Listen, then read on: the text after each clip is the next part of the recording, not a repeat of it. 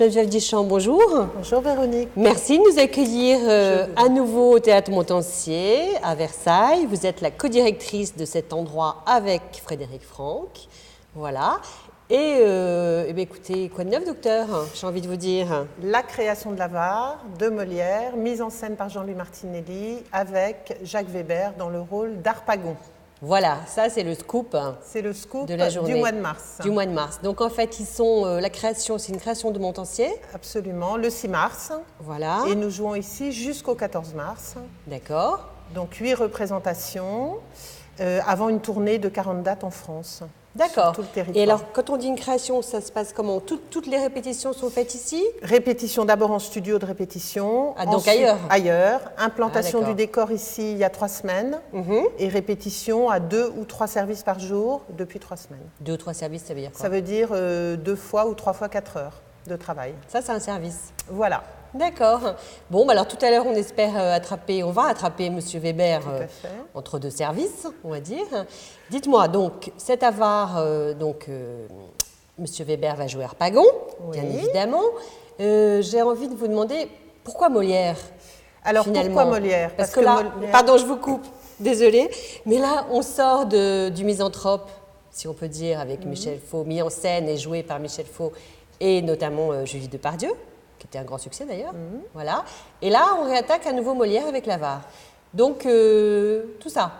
Alors, pourquoi Molière? Parce que Molière est d'actualité, toujours. C'est une langue qui aujourd'hui a une portée certaine dans l'analyse des caractères et la manière dont il dépeint le genre humain, qui n'a pas tellement changé depuis le XVIIe. Et par ailleurs, les metteurs en scène sont très différents et l'esthétique mise en œuvre par Michel Faux pour le misanthrope et l'esthétique mise en œuvre par Jean-Louis Martinelli pour l'Avare n'ont rien de comparable. C'est des artistes qui ont des parcours très différents et qui proposent donc des œuvres très différentes. Quand je dis proposer des œuvres différentes, ça ne veut pas dire qu'ils tordent les œuvres. Ça veut dire qu'ils les analysent pour en donner vraiment une présentation sur scène qui soit conforme à notre sens, de ce que souhaitait Molière quand il a décrit ces situations du misanthrope ou d'Harpagon en avare poussé à l'extrême. Parce que si je me souviens bien, Michel Faux avait une mise en scène, un décor plutôt baroque, des costumes plutôt baroques, assez flamboyants, exubérants, magnifiques, plein de couleurs, chatoyants. Et qu'est-ce que va nous proposer donc Jean-Louis Martinelli du coup? Alors un magnifique décor tout en bois qui représente une maison avec à cour et à jardin des persiennes et le jour qui passe à travers les persiennes, donc un magnifique décor en bois et des costumes, une esthétique contemporaine. D'accord, ils seront habillés Ils seront habillés un peu mieux, mais comment se fait-ce? D'accord. Voilà, donc on est sur des metteurs en scène avec des esthétiques différentes, mais des metteurs en scène qui ont une vraie vision par rapport au texte. Et c'est ça qui nous intéresse, c'est de proposer des œuvres avec une vision. Et non pas une programmation qui, à la file, proposerait des Molières sans ambition. L'ambition, c'est de proposer des grands Molières. Des grands Molières. Donc, l'Avare, évidemment, fait partie des grands Molières. Et alors, ça s'adresse à qui? Aux scolaires, aux enfants? Est-ce qu'on peut voir plusieurs Avares dans sa vie? On peut voir plusieurs Avares dans sa vie et on peut voir Molière à tous les âges. Donc nous, on accueille effectivement, dans le cadre d'une politique volontariste en direction des écoles, on accueille entre 2 et 3 classes par soir. Mais tout le reste du public, c'est le tout public. D'accord. Et quand vous dites à tous les âges, ça veut dire qu'on perçoit un message différent selon l'âge à laquelle on voit la pièce? Oui, parce qu'un enfant, il va rire aux scènes sur la nourriture quand on dit qu'il faut manger pour vivre et non pas vivre pour manger. Il va rire à la scène de la cassette quand il cherche son argent. Un adolescent, il va plus ressentir les histoires de transmission, et notamment que Harpagon ne veut pas transmettre à ces adolescents qui veulent, eux, rentrer dans la vie. Quelqu'un de plus âgé sera plus sur comment moi je gère aussi ce patrimoine. Donc, transmission. À tous les âges, on peut entendre Molière. Et quand Harpagon rentre sur scène et dit « Aujourd'hui, je plains ceux qui doivent emprunter », ça a une résonance de toute manière très actuelle pour le public qui est dans la salle. Donc finalement, les problématiques n'ont pas changé? Non, parce que l'homme, la société évolue, mais l'homme est le même, et les caractéristiques et les défauts et les qualités humaines, elles sont les mêmes. D'accord, bon, écoutez, ça donne envie d'aller voir ou revoir l'Avare, en plus avec Jacques Weber, qui n'est pas un avare auquel on penserait spontanément d'ailleurs, mais c'est ça, ça va. Jacques Weber est un avare qui prend tout. Ah d'accord, c'est un ogre. Un ogre. D'accord, je comprends. Ok, et maintenant j'aimerais qu'on parle aussi du futur Festival du Mois Molière, puisque vous y participez bien évidemment, et j'aurais aimé savoir ce qui va se passer alors ici. Déjà, le Mois Molière, c'est de quand à quand? Le Mois Molière, c'est du 1er juin au 30 juin. D'accord. Tout le mois de juin, dans toute la ville. Ça, oui. Et donc le Montancier s'associe évidemment à cet événement qui est mené par la ville, en proposant dans la salle des spectacles et notamment des créations. Alors, quelles sont-elles ces créations? Alors, nous recevrons une création qui est en ce moment présentée à Paris, qu'on a coproduit à Marie Tudor, jouée par Christiana Reali. D'accord. Est présentée actuellement à la Pépinière, Marie Tudor de Victor Hugo. Très belle mise en scène de ce rapport entre cette reine. Donc là, on est toujours dans le classique. On est dans le classique, mais un classique qui est vraiment, on va dire, réinterprété, mais qui permet d'entendre parfaitement le texte de Victor Hugo. D'accord. Et puis nous accueillerons un Shakespeare, mise en scène par Hervé van der Meulen, beaucoup de bruit pour rien. Ok. Et en plus... pas moderne, mais plus actuel. Plus on nouveau. Accueillera Thomas Fersen, voilà, qui a été en résidence de création en septembre. Qui est déjà passé ici. Voilà, qui est passé l'année dernière, qui est passé l'année dernière avec un groupe, alors que là, il sera seul en scène. Il a donc été en résidence de création au mois de septembre et il viendra présenter les 3 derniers concerts de sa tournée ici.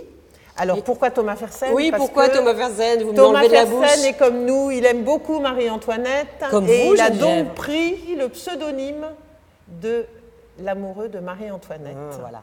Bon, écoutez, ça m'a l'air très varié, très riche. Ça donne vraiment envie. Tout à fait. Et écoutez, merci Geneviève. On va aller rejoindre Monsieur Jacques Weber. Dans sa loge. Dans sa loge. Voilà. À bientôt. Merci. Merci.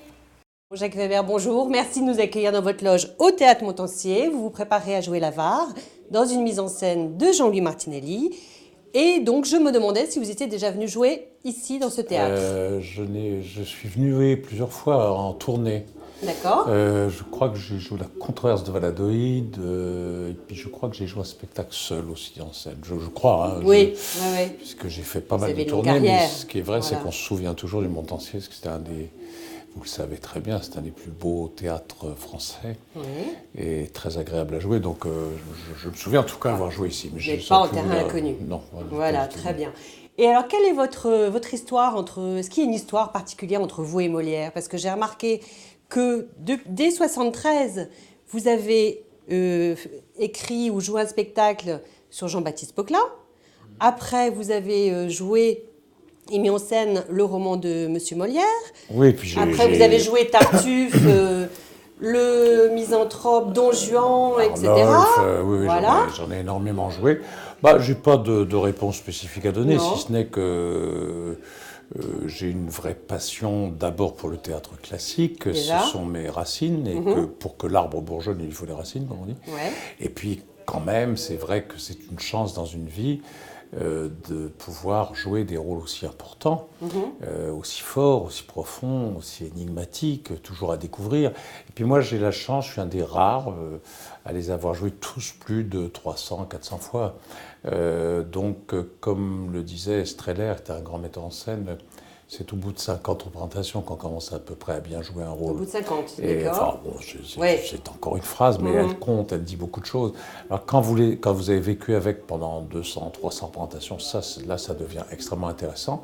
Et c'est d'ailleurs ce qui fait que j'ai une sorte de, comment dirais-je, je me sens chez moi, quoi. Je dirais pas que je suis en pantoufles, mais je me sens chez moi pour jouer Molière. Ouais. D'accord. Et est-ce qu'on peut faire un parallèle avec Cyrano, par exemple? Parallèle, non. Vous avez écrit un livre sur Cyrano. Ma vie dans la sienne. Voilà. Disons qu'en tout cas, vous savez que Molière et Cyrano sont contemporains. Ils font partie de ce que l'on appelait le groupe des libertins éclairés. Ils sont amis, ils se connaissent bien. On dit même, la pièce de Rostand le dit très clairement, que Molière se serait inspiré d'une pièce de Cyrano pour écrire Les Fourberies de Scapin, entre autres. Enfin, donc il y a vraiment, oui, une gémellité, le mot sera un peu grand, mais disons une affinité extrêmement claire entre Cyrano, qui est donc un personnage qui a existé, bien évidemment, et Molière. Oui. D'accord. Et comment vous abordez enfin c'est une question bateau, mais Harpagon, on ne l'imagine pas du tout comme vous, physiquement. Vous avez quand même une stature, une flamboyance, qu'on a vu notamment dans Cyrano. Oui. Et du coup, ça fait partie du travail d'acteur, j'imagine. Mais ce qu'il faut dire, comment on peut penser à vous ? Tout simplement en étant respectueux du texte et de sa formidable liberté. Je crois que, contrairement à ce qu'il se dit, il n'y a pas de tradition occidentale du théâtre français. Il y a des mauvaises habitudes et l'avare a pâti souvent d'une espèce d'archétype définitif de l'avare. Donc là, vous parlez du choix du personnage, du acteur. Je crois qu'on peut, très souvent, il a été joué, et d'ailleurs de jouer de façon magnifique, par des gens, parce qu'on s'est dit que Michel Bouquet, Denis Podalides, Michel Aumont et j'en passe, mais Jean Vilar, ça, mais toujours une espèce de type comme ça, un peu petit, un peu maigrelet, parce que Avare, je connais de grands personnes qui sont atteintes de cette maladie, et qui sont des gens qui peuvent mesurer 2 mètres et peuvent peser 150 kilos. Et avoir l'air sympathique. Voilà, et avoir l'air sympathique. Et moi, je pense que bien au-delà de cette fascination réelle qu'il a pour l'argent, il y a, comme dans tous les grands personnages de Molière, quelque chose de beaucoup plus complexe, beaucoup plus humain. C'est une pièce qui beaucoup plus moderne par sa structure, beaucoup plus inventive, beaucoup plus folle, beaucoup plus à angle aigu et à prise de risque qu'on ne l'imagine dans l'image que l'on en a, éternelle, montre-moi tes mains, les voilà les autres, les choses comme ça. Non, c'est quelque chose c'est une pièce réellement fascinante et beaucoup plus, encore une fois, audacieuse qu'on ne le croit. Ok, mais écoutez, on se réjouit de vous voir jouer, on a hâte, merci. J'ai hâte de jouer, ici. Voilà, un avare qui a l'air bien sympathique, ça fait très peur en fait. Oui. On ne peut plus croire en rien. Je crois que c'est ça qui est intéressant, c'est que plus vous le faites, d'ailleurs la Flèche le décrit comme ça, c'est un type qui a l'air très gentil, très marrant, mais dès qu'il s'agit de toucher à son domaine, à son royaume, alors là, ça devient terrible. Et il y a beaucoup de gens comme ça. Plus qu'on ne croit. Oui. Ok, mais sur ce, à bientôt et merci beaucoup Jacques Weber. Merci à vous. Merci à vous.